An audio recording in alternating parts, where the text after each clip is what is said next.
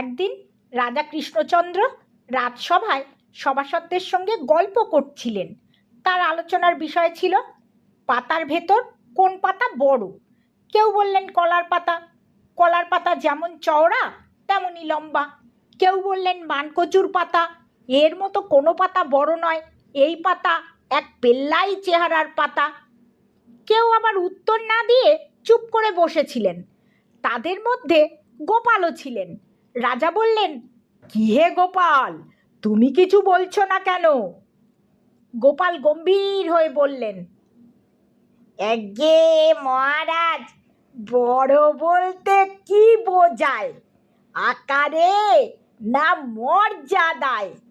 এমন অনেক পাতা আছে, তা ছোট হলেও মর্যাদায় অনেক বড়। যেমন পান পাতা। পান সবার আদরের সামগ্রী।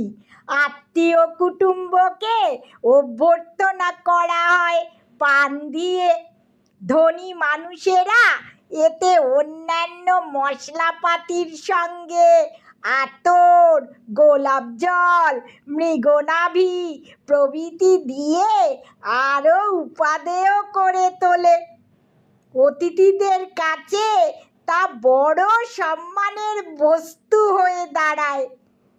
শাক পাতা রান্না না করে খাওয়া যায় না, কিন্তু এই পান সেজে কাঁচাই খাওয়া যায়।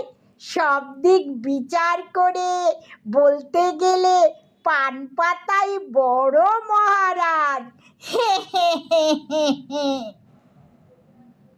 গোপালের বক্তব্যে সভাসদরা সবাই মুগ্ধ।